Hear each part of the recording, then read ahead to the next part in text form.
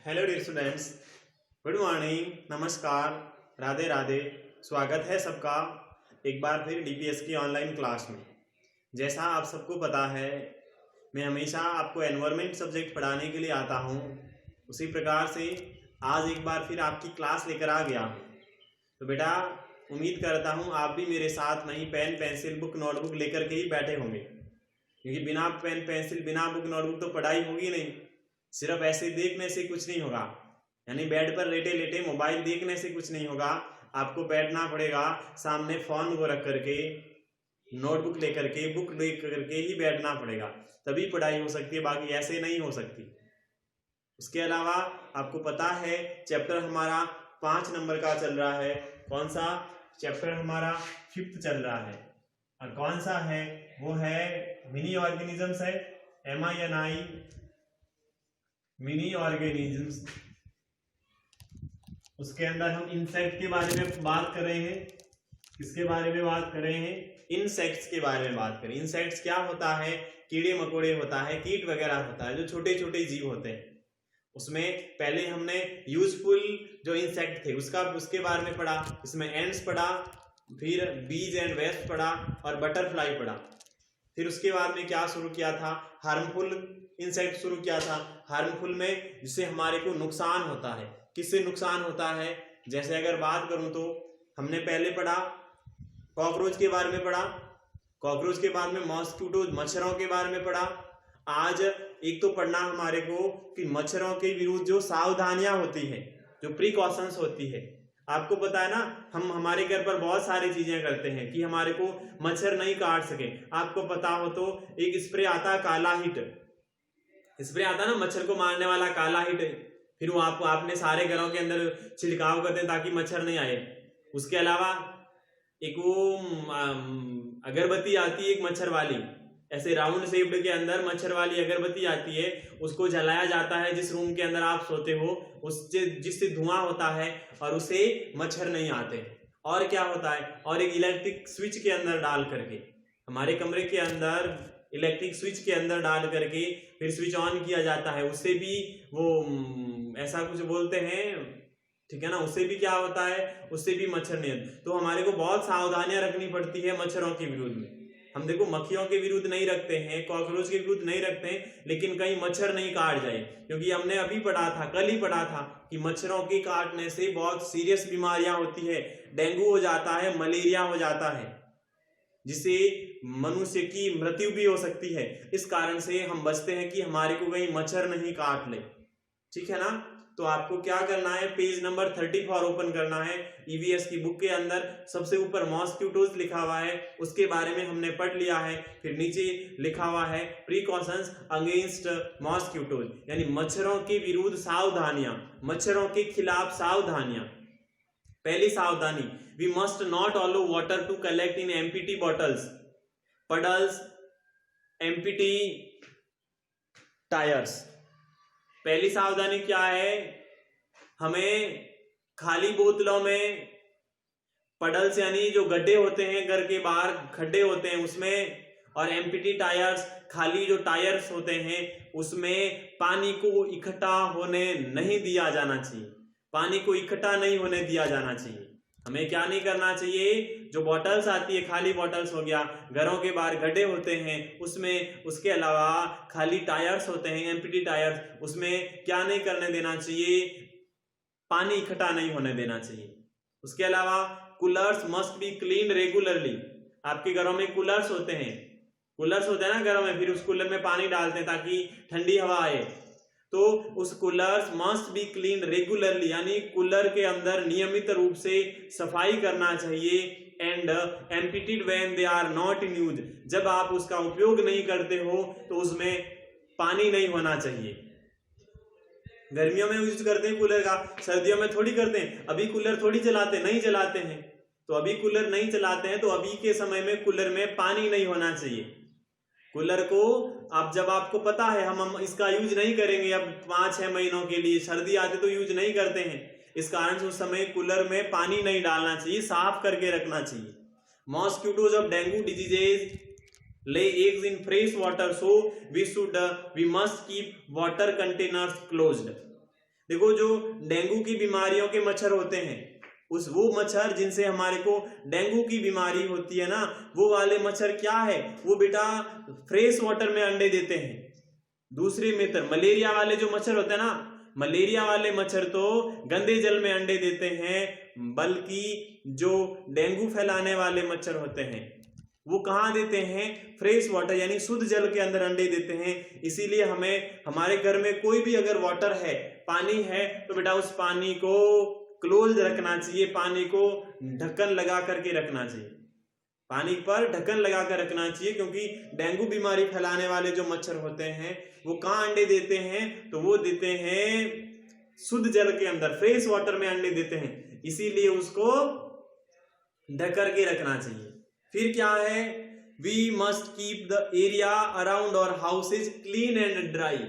हमें हमारे घरों के आसपास का क्षेत्र साफ और सूखा रखना चाहिए।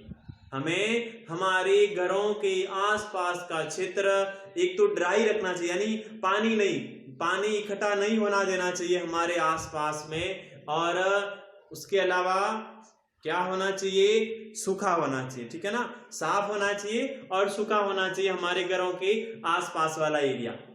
फिर क्या है, फिर है we should have wire mesh on the Windows.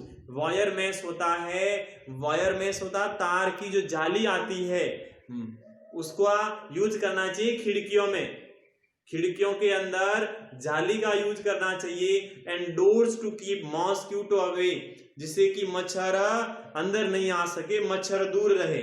चौथी सावधानी क्या है, हमारे घरों में दरवाजे खिड़कियां जो होती है, उन दरवाजे खिड़कियों में जो एक लोहे की जाली आती है, उस जाली को लगाना चाहिए दरवाजे खिड़कियों के अंदर, ताकि क्या हो सके कि हमारे घरों से मच्छर दूर रहे, मच्छर हमारे रूम के अंदर एंट्री नहीं कर सके। इस कारण से क्या करना चाहिए, तो जाली लगाना चाहिए। कहाँ जाली लगाना है, तो हमारे रूम के जो भी डोर्स विंडोज होते हैं वहां पर जाली लगा हुआ होना चाहिए। फिर आगे देखो लेट्स आंसर आते हैं। लेट्स आंसर प्रीवियस क्लास में कर लिए मैंने, होमवर्क के रूप में बता दिया था। नेक्टर क्या होता है, नेक्टर फूलों का मीठा रस होता है। फिर कॉकरोच कहाँ रहते हैं, कॉकरोच अंधेरे में रहते हैं। डैम्प यानी दलदली क्षेत्र में रहते हैं। एंड ड्रेन्स यानी नालों में रहते हैं। ये दोनों क्वेश्चन कर लिए थे आंसर के साथ में। आगे लिखा हुआ है हाउस फ्लाइज यानी घरेलू मक्खियां। हाउस का मीन्स घर होता है, फ्लाइज का मीन्स मक्खियां होता है। तो अब पढ़ना है घरेलू मक्खियों के बारे में। ये तो बेटा बहुत ही सारी मक्खियां हैं। अगर आप भी एक दिन नहाते नहीं हो ना, तो आपके शरीर पर भी मक्खियां बैठ जाती है। बैठती कि नहीं बैठती है? अगर खाना खाते हो और आपने कुल्ला नहीं किया, कुछ मीठा खाया आपने कुल्ला नहीं किया, तो आपके मुंह पर आप कितना ही बच लो, लेकिन वो आकर बैठ जाएगी। ये मक्खियां तो बहुत हैरान करती है ना, बहुत परेशान कर देती है। ये मक्खियां ऐसी मक्खियां हैं। और ये देखो आपको डायग्राम दिख रहा होगा मक्खी का। ध्यान से मक्खी को नहीं देखा है ना, तो यहां देख लेना आप हाउस फ्लाई को, कैसी है हाउस फ्लाई। अब देखना, ये हमारे लिए बेटा फायदा नहीं करती है। ऐसा नहीं सोचना कि हमारे घरों में बहुत सारी मक्खियां होती तो हमारे लिए फायदा करती है, नुकसानदायक होती है बेटा। देखना इसके बारे में क्या है।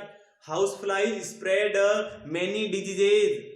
घरेलू मक्खियां कई बीमारियां फैलाती है। मक्खियां होती है ना, घरेलू मक्खियां हमारे घर के अंदर ऐसी होती है, पता है सबको, बहुत सारी होती है। तो ये कई बीमारियों को फैलाती है। When they sit on the garbage, they pick up many disease causing germs. यानी जब वे कचरे पर बैठती है, मक्खियां बैठती है ना कचरे पर, आपको भी पता है मक्खियां पता नहीं कहां कहां बैठ जाती है मक्खियां। जहां पर हम नहीं बैठते ना, वहां मक्खी बैठ जाती है। तो जब वे कचरे पर बैठती है मक्खियां, they pick up many disease causing germs, तब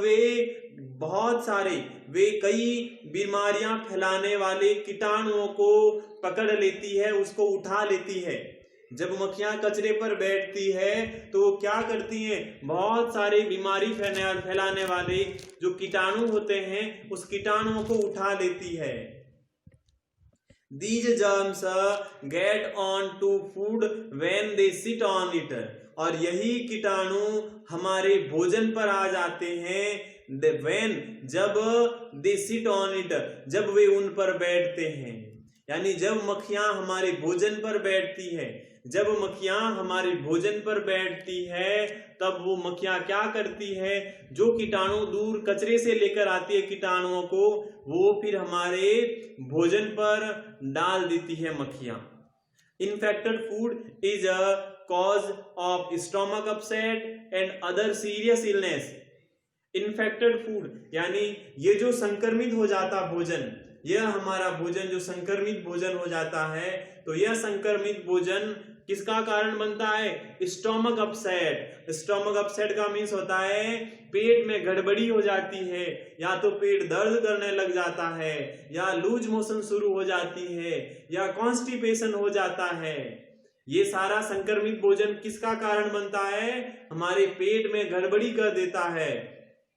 एंड अदर सीरियस इलनेस, और अन्य गंभीर बीमारियों को उत्पन्न कर देता है, अन्य गंभीर बीमारियों को उत्पन्न कर देता है। सो इसीलिए we should always eat covered food, इसीलिए हमें हमेशा ढका हुआ भोजन करना चाहिए। इसीलिए हमें कैसा भोजन करना चाहिए, कवर्ड फूड करना चाहिए। जो भोजन हमारे घर में ढका हुआ होता है वो ही भोजन हमें करना चाहिए, बिना ढका हुआ भोजन नहीं करना चाहिए। आज आपको भी पता चला होगा कि ये मक्खियां होती है, ये मक्खियां क्या कर देती है मक्खियां, ठीक है ना। इस प्रकार देखो चैप्टर हमारा पूरा हो गया है। अब बात करते हैं आपके काम की, कि आपको काम क्या देना है, होमवर्क क्या देना है। होमवर्क में बेटा पेज नंबर है ना 35, उसमें देखना कीवर्ड्स दे रखे हैं, ये कीवर्ड्स आपको होमवर्क में करना है।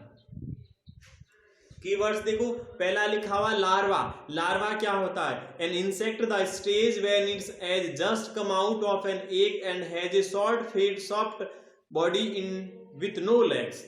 ऐसा कीट होता है, यानी एक कीट की वह अवस्था जब वह अंडे से ठीक बाहर आता ही है, and has a short fat, उसका मोटा पेट होता है, सॉफ्ट बॉडी, कोमल शरीर होता है, और नो लेग्स यानी कि पैर नहीं होते हैं, उसको लार्वा कहते हैं। लार्वा किसको कहते हैं, एक ऐसी यानी एक कीट की वह अवस्था जब वह अंडे से ठीक बाहर निकलता है, उसका पेट मोटा होता है, शॉर्ट फेट, और सॉफ्ट बॉडी, कोमल शरीर होता है, पैर यानी टांगे नहीं होती हैं। फिर नेक्टर, नेक्टर हमने किया था, फूलों का मीठा रस नेक्टर होता है। हनी, ये कंसंट्रेट स्वीट लिक्विड होता है, एक सांद्रित मीठा द्रव पदार्थ होता है हनी। डैम्प प्लेस, ऐसा स्थान जो गीला होता है, या मॉइस्चर यानी जहां नमी होती है, उसको डैम्प प्लेस कहते हैं। ये चारों वर्ड्स जो कीवर्ड्स है ना, ये होमवर्क में करना है, लेट्स रिकॉल नहीं करना है। वो बेटा कल परसों जो भी हमारे को टाइम मिलेगा तब करेंगे, अभी नहीं करना, ठीक है ना। अभी इतना कीवर्ड्स ही करना है, ये होमवर्क करना है। इस प्रकार हमारा चैप्टर पूरा होता है। कल वापस आएंगे आपकी क्लास लेकर, तब हम ओरल क्वेश्चन करेंगे, मल्टीपल चॉइस क्वेश्चन करेंगे, ठीक है ना। समझ में आई मेरी बात। इस प्रकार आज की क्लास को हम यहीं समाप्त करते हैं, और उम्मीद करता हूं सारी चीजें समझ में आई होगी। अब वापस कल मिलते हैं, तब तक के लिए खुश रहें बेटा, मस्त रहें, तंदुरुस्त रहें। Bye bye, have a nice day, thank you.